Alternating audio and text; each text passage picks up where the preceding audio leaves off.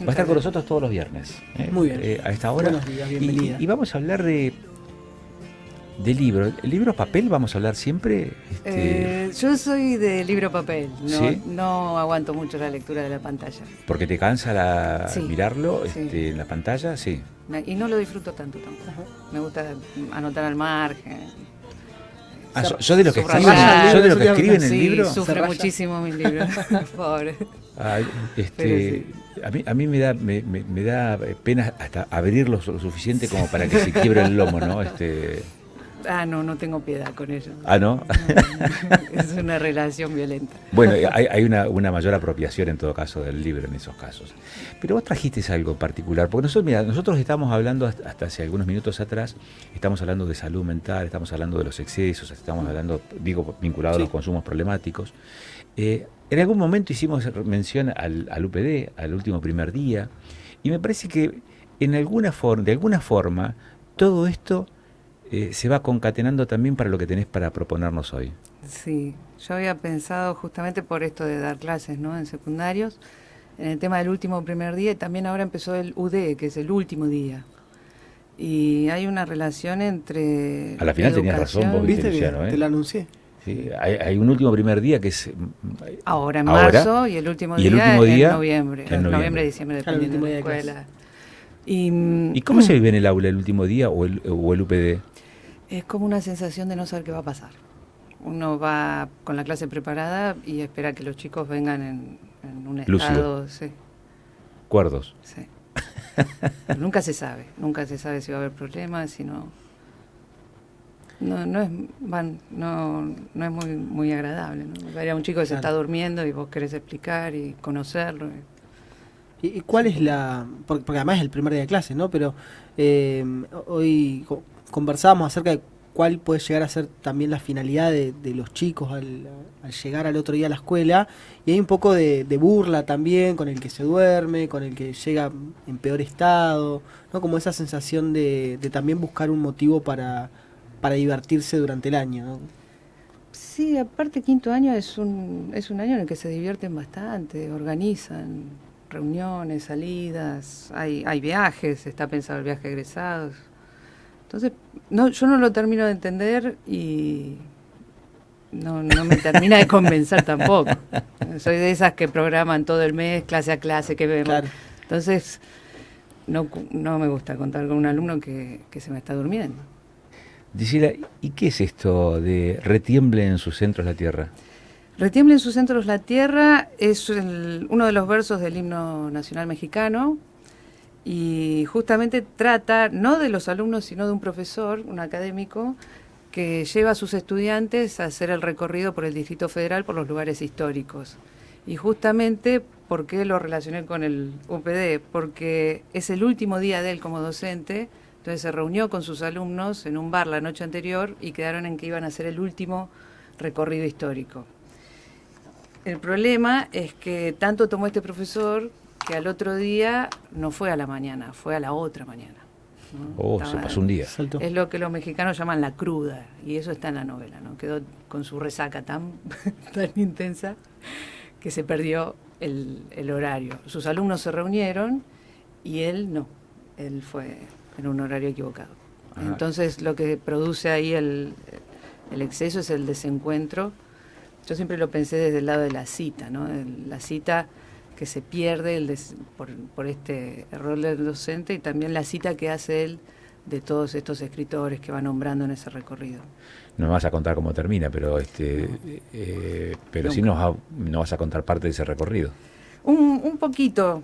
Les traje para leer un fragmento chiquito. Ayer se había reunido con sus discípulos en Casa Pedro para celebrar el término del curso, que ese semestre había dedicado a ciertas relaciones entre la literatura barroca y la arquitectura.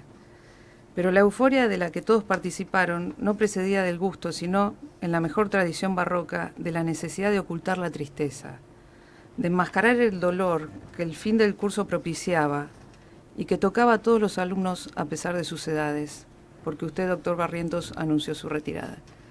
Y esto me hace pensar en quizás el UPD, ¿no? Es el exceso para amortiguar el dolor de decir, es una etapa que se cierra y y el pasaje a la adultez, el perrito de... y se plantea también el duelo ahí, digamos, el exceso, producto de la inminencia del duelo. Sí. La estética barroca justamente que abunda en México, ¿no? Es esta de las catedrales, de las iglesias enormes, de la saturación de decoración. Siempre hablan del exceso, claro, pero es un exceso para tapar ese vacío existencial. Bueno, los mexicanos tienen algunas celebraciones que a nosotros nos llaman la atención. Celebran la muerte, ¿no? Sí. El Día de los Muertos es una celebración también, ¿no? Sí. Qué sé yo, no está dentro de nuestras celebraciones, me da la sensación, ¿no? Tiene sus particularidades, ¿no? Ahora, más allá de las particularidades, esto es trasladable también a nuestra realidad. Sí, justamente este exceso para tapar el vacío, darse cuenta de que después no hay nada. ¿En la juventud? Yo creo que sí. ¿Puede ser que esté más amplificado en el último tiempo? La violencia, el exceso, sí. ¿Cómo se la carencia? En tiempos en donde los mensajes son tan efímeros y además y muy breves, ¿no? ¿Cómo se persuade a un adolescente, a un joven, para leer una novela, aunque sea una novela corta, como es esta, cuando estamos tan acostumbrados a esos mensajes breves y efímeros, ¿no? Y esto que implica quizás ya varias horas de lectura, y quizás un par de días de lectura para alguno que tiene menos constancia, digamos, en dedicarse, digamos, a esa lectura. ¿Cómo se persuade a los jóvenes de leer un libro y no caer en esto que es de modé? Creo que lo primero es que ellos vean que a uno le entusiasma el libro. Si a mí el libro no me entusiasma y solamente lo estoy dando para cumplir con una currícula, va a ser difícil transmitir el gusto por la literatura. Yo tengo la libertad de elegir bastante los libros, entonces no elijo cosas que no me convencen a mí. Hay libros que son de literatura argentina y son tradición, pero hay un momento donde uno se da cuenta que la distancia es muy grande con el adolescente y ya eso no repercute. Entonces, bueno, tengo que buscar algo que sí llegue y que me ayude a dar esos temas que me interesa dar. Eso es lo bueno de poder elegir el material. Mencionaste con esto de que forma parte de uno de los versos del himno mexicano, ¿no? Sí. El título de esta novela, cuyo autor es, no me dijiste. Acá hay un fragmentito que está muy bueno, porque él critica el himno. Y dice, como si la tierra tuviera varios centros, porque dice, y retiembla en sus centros la tierra. Como si el centro no fuera por definición un solo punto equidistante de todos los demás puntos que configuran la circunferencia. Lo de los centros era otra cosa. En su versión original parece que el himno no dice centros sino antros. González Bocanegra, el escritor, escribió con caligrafía demasiado laxa una A, digamos que muy abierta, la cual fue interpretada como si se tratara de dos letras, una C y una E. Antros, caverna, cueva, gruta, y retiemble en sus antros la tierra, se supone que dice el himno para este escritor, ¿no? Que retiemble en sus cavernas, en sus grutas, en sus cuevas, y retiemble en sus entrañas. Un himno nacional escrito con una métrica que no coincide con la música y que por eso necesita repetir una sílaba. Un himno belicoso como ninguno, aguerrido y violento, pero tartamudo. Entonces, este libro a mí me gusta porque es muy irónico y es muy crudo. Por momentos tiene una voz que aparece, está narrado en tercera persona, ¿no? Pero por momentos aparece una voz en segunda persona que le habla al protagonista, que le dice: Juan Manuel, date cuenta, estás arruinado, te estás matando vos mismo. Y es como Pepe Grillo, ¿no? Es esa voz que pega en el momento más crudo de la novela. Por eso yo la recomendaría, porque tiene un espíritu muy mexicano. Cada tanto aparece esto de ¿qué pasa, Juan Manuel, si te encontrás con ese cadáver en el placar? Y uno no entiende a qué se refiere porque es un profesor, ¿no? ¿Por qué le va a aparecer un cadáver en el placar? Y hay un refrán mexicano que dice: amigo es aquel que si vos un día entras a tu casa y te encontrás un cadáver en el placar, va a ser la persona a la que vas a llamar y no va a dudar en ir. Entonces lo que se ve también es esta soledad, ¿no? ¿A quién vas a llamar? Y él no tiene a nadie para llamar. Caramba. Sí, es una novela que tiene eso, ¿no? Puede encontrarse con momentos muy, muy duros y por momentos también va al pasado y a su niñez y vuelve a los lugares históricos Y aparecen con- todos estos vacíos, ¿no? Que él intenta llenar.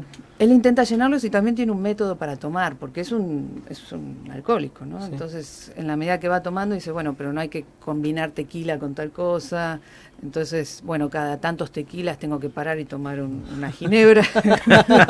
Y así va tratando de tener un orden Nunca, que nunca tomar termina asiento, totalmente... sino tomar una copa más. Por eso, hay momentos que son más amenos y hay momentos que son durísimos. Esto que hoy nos vendiste acá, nos compartiste, nos socializaste, ¿lo vas a trasladar también a las otras plataformas, a mejorinformado.com o alguna cosa de esas? Sí, sería bueno. Sí, ¿Sí? sí. Porque Me dio tarea viste, ya. pero que tengo la presunción de que ibas a hacer algo por ese lado también. Y tengo un espacio en sociedad para escribir. Ajá. Ahí podría retomar y ampliar un poquito el tema.